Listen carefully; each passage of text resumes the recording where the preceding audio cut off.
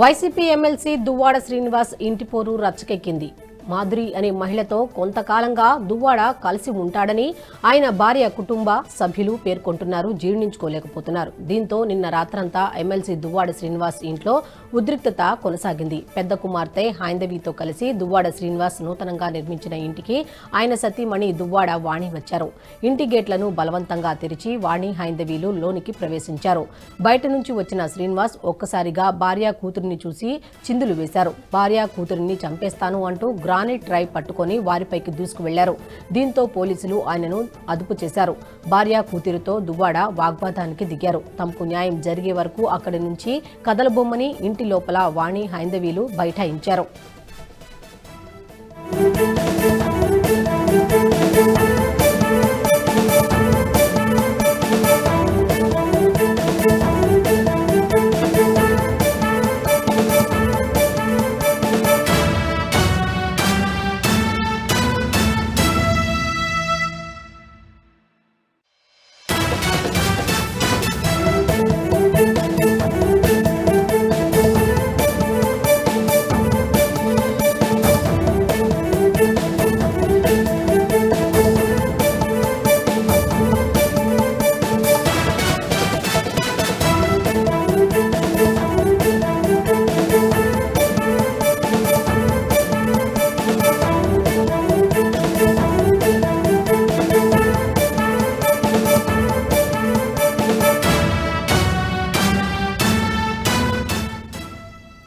టెక్కలిలో దువ్వాడ శ్రీనివాస్ భార్య వాణి మీడియాతో మాట్లాడుతూ తన భర్త వివాహేతర సంబంధం కారణంగా తమ కుటుంబం పరువు పోతోందని ఆవేదన వ్యక్తం చేశారు. సుదీర్ఘ రాజకీయ చరిత్ర కలిగిన కుటుంబం నుంచి వచ్చిన తాను తన భర్త నిర్వాకంతో తీవ్ర మనోవేదనకు గురవుతున్నానని తెలిపారు. తన భవిష్యత్తు ఎలా ఉన్నా పర్వాలేదని, తన కుమార్తెల భవిష్యత్తు కోసం ఆలోచిస్తే ఆందోళన కలుగుతోందని కన్నీటి పర్యంతమయ్యారు. కుమార్తె హైందవి మాట్లాడుతూ తన తండ్రిని కలిసేందుకు గురువారం అర్ధరాత్రి 2 గంటల నుంచి వేచి ఉన్నప్పటికీ స్పందన లేదన్నారు. ఒక మహిళ కారణంగా తమ తండ్రి తమకు దూరంగా ఉంటున్నారని తెలిపారు. తమకు న్యాయం జరిగే వరకు పోరాడతామని వెల్లడించారు.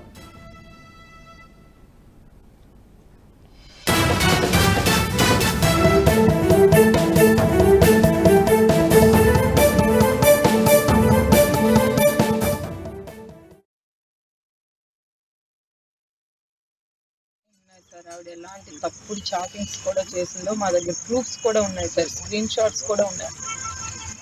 పబ్లిక్ గా ఆవిడ ఒక మాట అన్నారు మేడం, మీరు అన్ని ఛానల్లో ఇచ్చిన ఇంటర్వ్యూలో కూడాను ఆవిడ తప్పుగా పట్టారు. కొంతమంది నేను ఒక మంచి డాన్స్ టీచర్ని, నేను చాలా మందికి విద్య నేర్పాను, అటువంటి నా పైన అపనిందనలు ఆరోపణలు చేస్తున్నారు, నేను చాలా మందిని ఇబ్బంది పెట్టాను, మహిళలతో తప్పుడు ఎంతమంది తేల్చుకోమని తనకు 3 పిల్లలు ఉన్నారు కదా, ఆ 3 పిల్లలు ఎవరెవరి పిల్లలు తన క్లారిటీ ఇవ్వమని చెప్పండి. డిఎన్ఏ టెస్టులు కూడా చేయమని చెప్పండి. సవాల్ విసురుతున్నారా? డిఎన్ఏ టెస్టులు తన పిల్లలు ఎవరితో పుట్టారు అనేది, దాని క్యారెక్టర్ ఎలాంటిది అనేది మేము బ్లేమ్ చేయడం కాదు, టెస్టులు చేయమనండి. టెస్టులు చేస్తే రిజల్ట్ వస్తుంది కదా. మేము ఏ వ్యక్తి పేర్లు చెప్పం బయటికి. మేము ఏ వ్యక్తి పేర్లు చెప్తే వాళ్ళ ఫ్యామిలీని తప్పుపడిన వాళ్ళు మోసం. ఈమె క్యారెక్టర్ కోసమే నేను ఎవరితో ఏ విషయాలు, ఎందుకంటే నా ఫ్యామిలీలో నా పిల్లల జీవితాల్లో మాకు ఇబ్బంది పెట్టింది కాబట్టి, లేకపోతే ఎంతో మంది ఎవరో వెళ్తుంటారు పోతుంటారు, మాకు రోడ్ల మీద వెళ్ళటి. ఒక ఉన్నతమైన కుటుంబము, ఒక న్యాయ వ్యవస్థకు సంబంధించిన కుటుంబంతో నా యొక్క బంధం ఉందని కూడా అంటుంది కదా. మరి న్యాయ వ్యవస్థకి సంబంధించిన కుటుంబం నుంచి వస్తే ఇవే చేసేదండి, అంటే వేరే వాళ్ళ లైఫ్ లోకి వచ్చి వేరే వాళ్ళ లైఫ్ ని చెడగొట్టేసి. చివరిగా మీరు ఏం కోరుకుంటున్నారు? మా ఇళ్లలో ఇలాంటి ఇల్లీగల్ అఫైర్స్ అనేవి మేము ఊరుకోమండి. మేము పొలిటికల్ లీడర్స్ గా మాకు ఒక రిప్యుటేషన్ పద్ధతి పాడు ఉందండి. మా ఫ్యామిలీస్ ని మా పిల్లల్ని డ్యామేజ్ చేస్తానంటే మేము ఊరుకునే పరిస్థితి లేదండి. అదే మా ఫైనల్ కదా. మ్యారేజ్ అయిపోయింది అనుకుంటూ ఆవిడేమంటున్నారంటే, మరి నాకు ఒక భవిష్యత్తు ఉండాలి కదా. అసలు లింక్ ఎలా ఉంది? దువ్వాడ శ్రీనివాస్ ఆయన మాకు లీగల్ గా ఫాదర్, ఆయనతో ఉండడానికి మేము వచ్చాం. వాళ్ళ పిల్లలకి మా డాడీకి సంబంధం ఏంటి? వాళ్ళు ఎందుకు వస్తారు? వాళ్ళు కావాలంటే వాళ్ళ హస్బెండ్ దగ్గరికి వెళ్ళి వాళ్ళ డాడీ దగ్గరికి తీసుకెళ్లి ఫైట్ చేయించమనండి. అక్కడ ఫైట్ చేస్తే లీగల్ గా రైట్ ఉన్నట్టు. ఏం రైట్ ఉందండి? మా ఇంటి దగ్గర మా డాడీతో మేముంటే ఆంబులెన్స్ ఇక ఈ వ్యవహారంలో ఆరోపణలు ఎదుర్కొంటున్న దివ్యల మాధురి కూడా శ్రీకాకుళంలో మీడియాతో మాట్లాడుతూ రాజకీయ లబ్ధి కోసమే వాణి తనను ట్రాప్ చేసిందని ఆరోపించారు. దువ్వాడ శ్రీనివాస్ తనను ఎప్పుడూ రాజకీయాల్లోకి గాని ఇతర కార్యక్రమాల్లోకి గాని పిలవలేదని తెలిపారు. పార్టీలో చురుగ్గా ఉండాలని వాణి పిలిచి మహిళా అధ్యక్ష పదవి ఇచ్చారన్నారు. వాణి చేస్తున్న ప్రచారం కారణంగానే తాము స్నేహితుల్లా ఉంటున్నామని మాధురి తెలిపారు. టెంపుల్స్ కి వెళ్ళాం.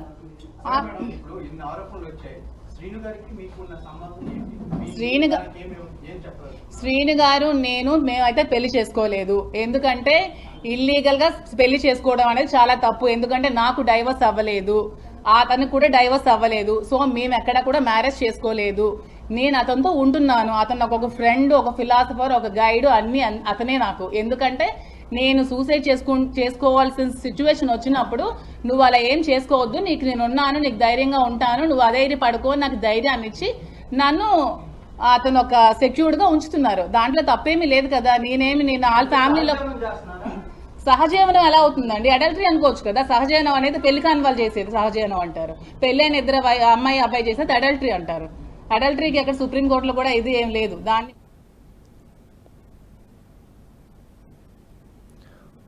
వైసీపీ ఎమ్మెల్సీ దువ్వాడ శ్రీనివాస్ ఇంటి పోరు రచ్చకెక్కింది.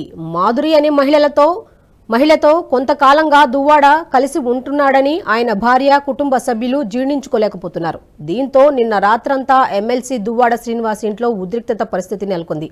అయితే ఇదే అంశానికి సంబంధించి మా ఎగ్జిక్యూటివ్ ఎడిటర్ శివప్రసాద్ మరింత సమాచారాన్ని అందిస్తారు.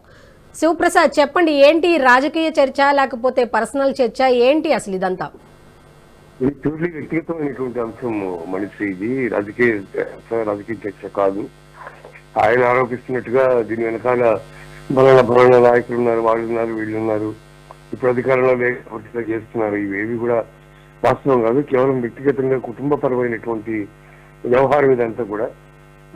ఏ మాధురి విషయంలో ఆయన ఏం చేస్తున్నారు, ఎందుకు కలిసి ఉంటున్నారు, స్నేహితుల ఇంకోట ఇవన్నీ కూడా కోర్టులు చట్టాలు తేల్చాల్సినటువంటి విషయం.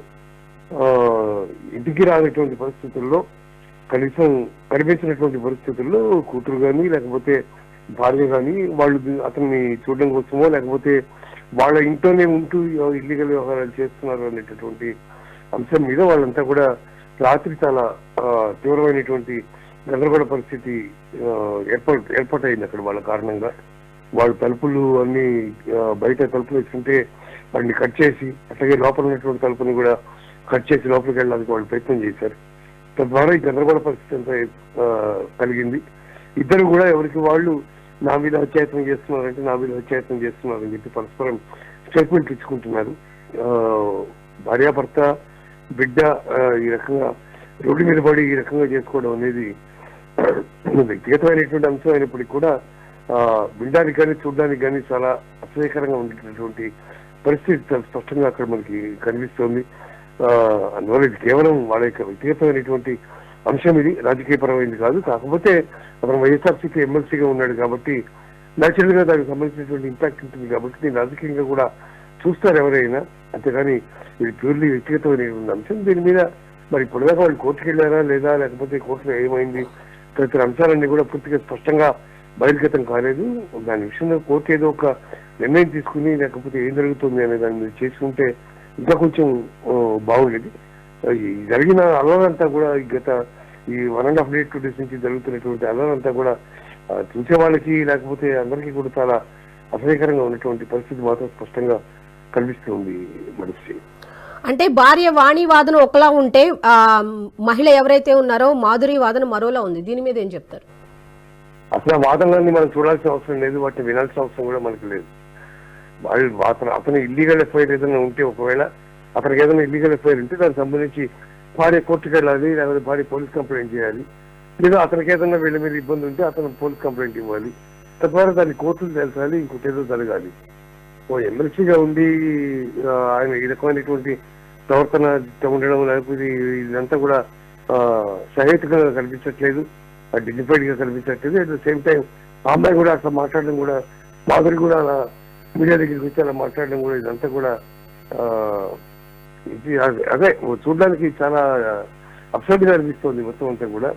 అందువల్ల ఎవరికి వాళ్ళు ఇద్దరు కూడా తమ వాదన వినిపించే బదులు కోర్టుకు వెళ్తే కోర్టే వ్యవహారం ఏదో తెలిసేటటువంటి పరిస్థితి ఉంటుంది. రోడ్ల మీద పడిన కుటుంబ అభిప్రాయం ప్రతి వాళ్ళకి కలుగుతుంది. Okay, thank you Sivaprasad.